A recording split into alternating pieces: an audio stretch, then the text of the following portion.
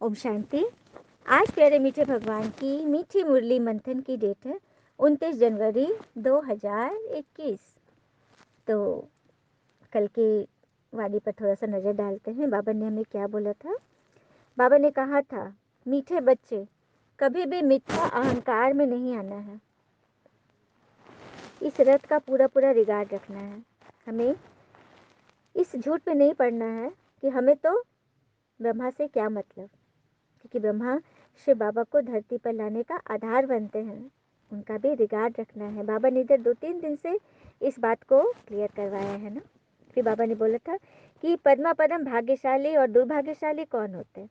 तो जिनकी चलन देवताओं जैसी, जो सबको सुख देते हैं, वो पद्मा पदम भाग्यशाली, और जो इसके विपरीत करते हैं वो दुर्भाग्यशाली। हाँ। फिर बाबा ने धारणा में बोला था, पास विद ऑनर बनने के लिए पढ़ाई बुद्धि में रखनी है, चैतन्य लाइट हाउस बनना है। और वरदान, सदा अपने श्रेष्ठ भाग्य के नशे और खुशी में रहने वाले पद्मा पदम भाग्यशाली बनो। तन मन से सदा खुश रखने के लिए खुशी के ही समर्थ संकल्प करो। कितना सुंदर बाबा ने कल हमें समझाया था। आशा है सब लोगों ने इसका अभ्यास किया होगा कि हमें पद्मा पदम भाग्यशाली कैसे बनना है और ब्रह्मा पिता का पूरा पूरा रिगार्ड रखना है, सदा अपने श्रेष्ठ भाग्य के नशे और खुशी में रहना है, तन और मन को उसके लिए खुशी के संकल्प चलाने हैं। चलिए, आज बाबा ने क्या बोला, हम ओम के उच्चारण से इस मुरली को मुरलीधर बाबा के मुख से इस माइक द्वारा सुनते हैं।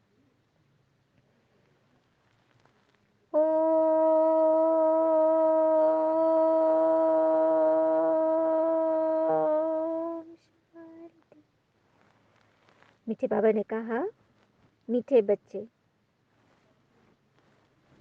ग्रेट ग्रेट ग्रैंडफादर अर्थात सर्वधर्म पिताओं का भी आदि पिता है प्रजापिता ब्रह्मा, जिसके ऑक्यूपेशन को तुम बच्चे ही जानते हो। देखा, बाबा ने आज फिर ब्रह्मा बाबा की को याद किया, उनकी ऑक्यूपेशन बताई कि उनको तुम्हें याद रखना है क्योंकि वो ग्रेट ग्रेट ग्रैंडफादर है तुम्हारा। उनके ऑक्यूपेशन को तुम बच्चे जानते हो। तो उनका कर्तव्य यही था ना कि उन्होंने अपने शरीर को आधार बनने दिया भगवान का ज्ञान चलाने के लिए, अपने मुख का मतलब उधार दिया, बाबा को लोन दिया इस ज्ञान मुरली को दुनिया में लाने के लिए। कितनी बड़ी बात है ना। प्रश्न, कर्मों को श्रेष्ठ बनाने की युक्ति क्या है।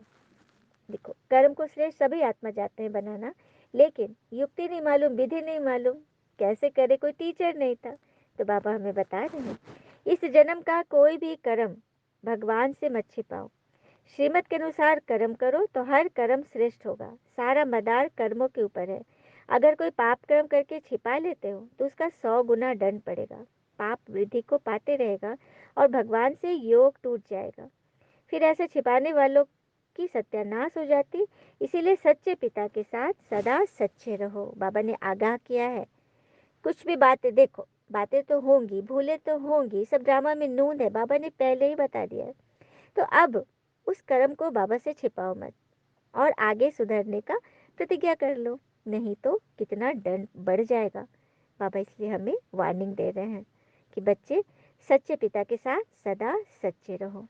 ओम शांति। बाबा कह रहे हैं कि इस पुरानी दुनिया में अब थोड़े दिन के तुम मुसाफिर हो। दुनिया के मनुष्य तो समझते हैं कि 40,000 वर्ष, लाखों वर्ष पड़े हैं, और तुम बच्चों को तो निश्चय है कि सब कुछ बस अब दस्तक देने ही वाला है। परिवर्तन का समय नजदीक आ रहा है।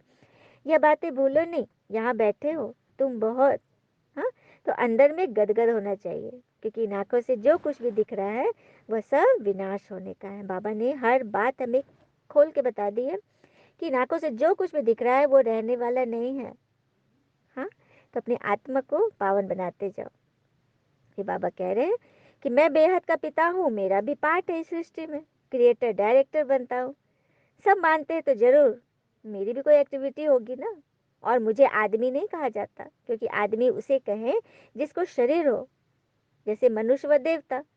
लेकिन मैं तो न देवता हूँ न मनुष्य, और मैंने ये शरीर भी टेम्पररी लिया है। बाबा कह रहे हैं ब्रह्मा बाबा के बारे में कि मैंने इनका शरीर टेम्पररी लोन लिया है। और मैं कैसे आता हूँ ये तुम बच्चे जानते हो। अभी तुम मुझसे राजयोग सीख रहे हो, जो कि कोई मनुष्य तो सिखा न सके। हाँ, देवताओं ने कैसे रजाई ली, जरूर पुरुषोत्तम संगम युग पर ली होगी, सीखे होंगे तभी तो। सच में वही पाठ चल रहा है कि हम बच्चे भगवान से पढ़ रहे हैं सतयुगी रजाई पाने के लिए, मनुष्य देवता बनने के लिए। लेकिन बाबा ये भी कह रहे हैं कि तुम्हारे में भी नंबरवार पुरुषार्थ अनुसार ही सब आगे बढ़ते हैं, क्योंकि माया बहुत कड़ी है, किसको भी छोड़ती नहीं है। बाबा अच्छी रीति जानते हैं, ऐसे मत समझो कि बाबा तो अंतर्यामी है, नहीं, सबकी एक्टिविटी से जानते हैं। बाबा कह रहे सबकी एक्टिविटी से जानता हूँ। सब आते हैं, माया एकदम कच्चा पेट में डाल लेती है, ऐसी बातें तुम बच्चों को मालूम नहीं पड़ती, बाबा को मालूम पड़ता है। मतलब माया कैसे प्रवेश कर जाती है अंदर में, ये किसी को पता नहीं पड़ता, बाबा सब समझते हैं। तभी तो बाबा को हम अंतर्यामी कहते हैं ना। तो बाबा भी कह रहे हैं कि मैं अंतर्यामी नहीं हूँ, हर एक की चलन से मुझे मालूम पड़ता है, बहुत छीछी चलन चलते हैं, इसलिए तो बाबा सबको खबरदार कहते हैं और कह रहे हैं माया से संभलना। माया ऐसी है जो किसी न किसी रूप में एकदम हप कर लेती है। फिर भल मैं समझाता भी हूँ, ज्ञान श्रीमत मुरली तो रोज आती है, तो भी बुद्धि में नहीं बैठता। इसीलिए बच्चों को बहुत बहुत खबरदार रहना है। काम महाशत्रु है, मालूम भी न पड़े कि हम विकार में काम सिर्फ विकारी सोच वाली नहीं, देहिक आकर्षण वाली नहीं, कामना की विकार, किसी चीज की कामना, किसी से समय की, किसी से, किसी वस्तु की, किसी वैभव की, मैंने किसी भी चीज की, प्रकृति से किसी भी चीज से कामना की है ना, तो वो काम विकार में आ गया। ये बात बाबा ने इतनी सूक्ष्म बातें हमें भगवान ने आकर बताई। इसलिए बाबा कहते हैं कुछ भी भूले आदि होती है तो साफ बताओ, छिपाओ मत। ये रावण की दुनिया है, हाँ, इसमें तुम्हें, इसी में रहकर तुम्हें राम राज्य तक पहुंचना है। तो अभी तुम बच्चों को मैंने ज्ञान का तीसरा नेत्र दिया है, जिससे तुम अंधियारे से सोजरे में आ जाते हो। आत्मा को ही यह ज्ञान नेत्र मिलता है, कोई शरीर को नहीं मिलता। यदि शरीर भान में रहेंगे तो ज्ञान अच्छा ही नहीं लगेगा, भगवान में निश्चय भी नहीं होगा। लेकिन आत्मा, आत्मा पिता को पहचानती है, इसीलिए आत्मा को ही बाबा गिफ्ट देते हैं, ज्ञान का तीसरा नेत्र। हाँ, बेहद के पिता को याद करो। भक्ति में तुम याद करते थे ना, कहते भी थे आप आएंगे तो हम बलिहार जाएंगे, लेकिन कैसे बलिहार जाएंगे, क्या करेंगे, यह तो किसी को पता ही नहीं। हाँ, बाबा वही कह रहे हैं कि मैं अब आके सिखा रहा हूँ कि किस तरह से तुम बलिहार जाओगे, मतलब मन वचन कर्म से पवित्र बनोगे। फिर बाबा कहते मैं तुम्हारी सेवा में उपस्थित होता हूँ। तुमने डिमांड की थी ना कि हम पतितों का आकर पावन बनाओ, तो तुम्हारे कहने से मैं आया हूँ तुमको रास्ता बताने के लिए। हाँ, मन मणभ भगवानुवाच है ना, शिव कृष्ण का नाम दे दिया है। पिता के नेक्स्ट है कृष्ण। बाबा ने भी इसको क्लियर किया कि मेरे बाद कृष्ण नेक्स्ट, यह परम धाम का मालिक है। हाँ, मैं परम धाम का मालिक हूँ और कृष्ण विश्व का मालिक, मतलब सत्युग का मालिक। सूक्ष्म वतन में तो कुछ होता ही नहीं है, सभी से नंबर वन है श्री कृष्ण, जिसको सब बहुत प्यार करते हैं। बाकी देवी देवता उसके पीछे आए हैं। बाबा ने इसको क्लियर किया।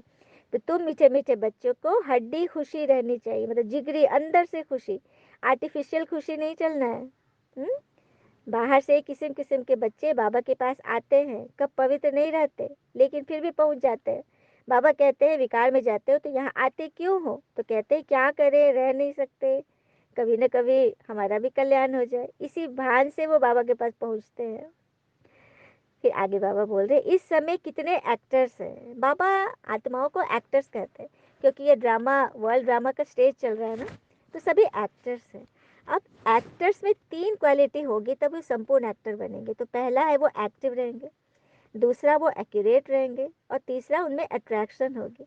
अब इन तीनों को भी क्लियर करती हूँ। एक्टिव, एक्टिव मतलब क्या, चुस्ती फुर्ती वाला, जिस समय जैसा बनना चाहे, जो सेवा करना चाहे कर ले, तुरंत फौरन से, सोचे नहीं, एकदम एक्टिव। फिर एक्यूरेट, एक्यूरेट माना जो मन वचन कर्म संकल्प से जो श्रीमत मिलती है, इन सभी बातों में 100% एक्यूरेट, ये हुई एक्यूरेसी की बात। फिर है अट्रैक्शन, अट्रैक्शन माना देखो हर चलन कर्म में रूहानी अट्रैक्शन, आपको देखकर हर एक को आत्मीयता की झलक महसूस हो। शारीरिक ब्यूटी तो पास से दिखती है, कोई कितना सुंदर है वो जब हम पास सामने से देखेंगे ना, लेकिन रूहानी अट्रैक्शन वो दूर से भी आपको टच करेगी। आपकी रूह की जो अट्रैक्शन होगी ना, आत्मीयता की जो खुशबू होगी अंदर, वो कई दूर बैठे हुए मनुष्य को टच करेगा, आपकी भावना, आपका साकाश वहाँ तक पहुँचेगा। तो ये है रूहानी अट्रैक्शन। लेकिन स्टेज के साथ साथ परसेंटेज को भी देखना है, यह नहीं कि हम सिर्फ एक्टिव हैं या सिर्फ एक्यूरेट है या अट्रैक्शन है, नहीं, तीनों चीज़ों की पूरी पूरी उसमें समानता होनी चाहिए। और स्टेज के साथ साथ परसेंटेज को भी देखना है। ऐसा नहीं कि हम क्लास में पहुंच गए, पास हो गए, डिवीज़न भी मिल गया, लेकिन यदि थर्ड डिवीज़न मिला तो क्या मिला, तो परसेंटेज भी देखनी है, थर्ड नहीं करना, हमें फर्स्ट करना है। तो ये है अच्छे एक्टर की निशानी। तो सबको ऐसा बनना है ना। हाँ, अच्छा। मीठे मीठे बच्चों प्रति भगवान की नमस्ते, हम बच्चों के भी प्यारे शिव पिता को नमस्ते। और बाबा दिल से सभी आत्माओं की तरफ से आपको very very very good morning. धारणा के लिए मुख्य सार है, पहली पॉइंट, सच्चे पिता के साथ सदा सच्चा रहना है, पिता पर पूरा पूरा बलिहार जाना है। दूसरी पॉइंट, ज्ञान को धारण कर बुद्धिमान बनना है, अंदर से हड्डी जिगरी खुशी में रहना है, अंदर से, कोई आर्टिफिशियल खुशी नहीं, बनावटी नहीं। कोई भी श्रीमत के विरुद्ध काम करके खुशी गुम नहीं करनी है। अब खुशी गुम कब होती है, जब श्रीमत के विरुद्ध काम कर लेते। किसी ने दो बात बोली, हम भी बोल करके निकल लिए कि हम क्यों सहे, उसके बाद आप देखना आपकी खुशी कैसे गुम हो जाती है, क्योंकि कमाई चट हो जाती है ना।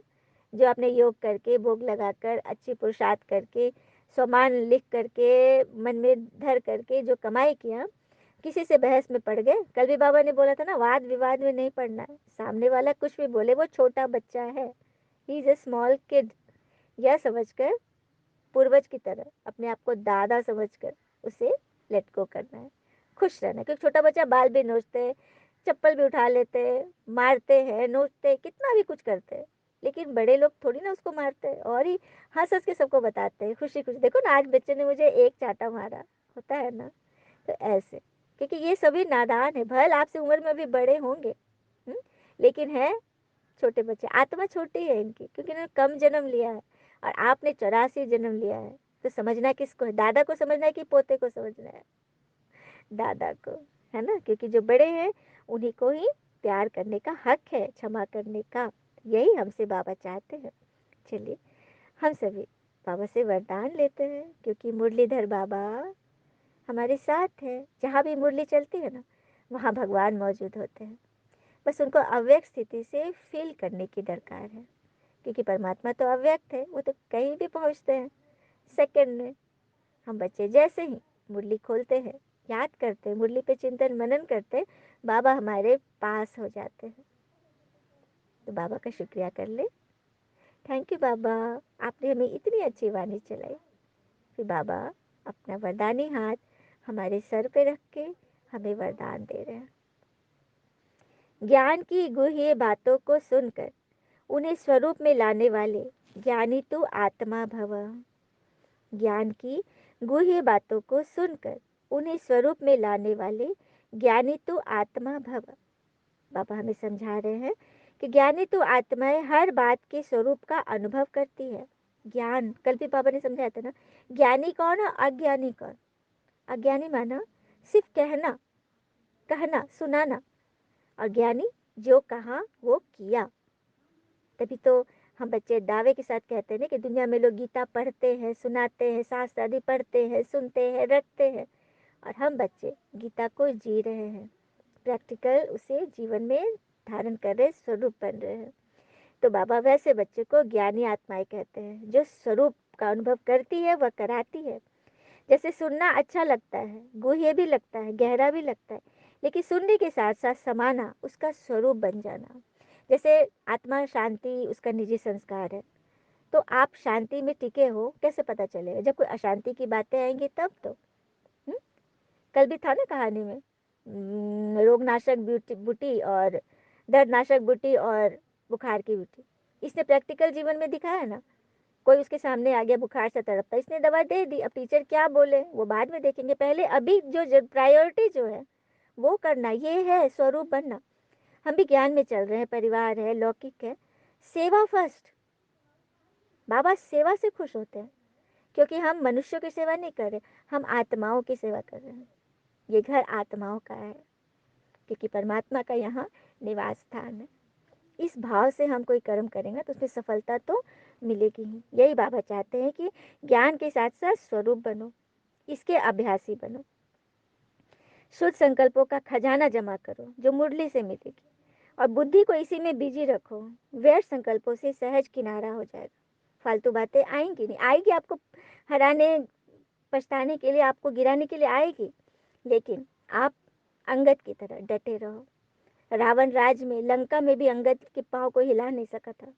बस वही बात, यहाँ रावण राज्य है, माया की दुनिया है, लेकिन आपके पास श्रीमत का बल है। आप उसके बल पर डटे रहो, कोई आपको गिरा नहीं सकेगा। यह बाबा की गारंटी है। स्लोगन, नॉलेज एवं अनुभव की डबल अथॉरिटी वाले ही मस्त फकीर रमता योगी हैं। तो जो बच्चे के अंदर नॉलेज नस नस में समाया हो, अनुभव की डबल अथॉरिटी उनके पास है, वही बच्चे मस्त रहते हैं और फकीराना माना। किसी भी चीज़ की जांचते लोभ लालच में नहीं पड़ना, जो मिला उसमें संतुष्ट। कल भी स्लोगन था ना, स्वयं से, सेवा से जो संतुष्ट रहेंगे उन्हें सर्व का सहयोग स्वतः प्राप्त होगा। अच्छा, ओम शांति। शुक्रिया मीठे बाबा, वो बाबा के प्यारे प्यारे बच्चे। Thank you Baba.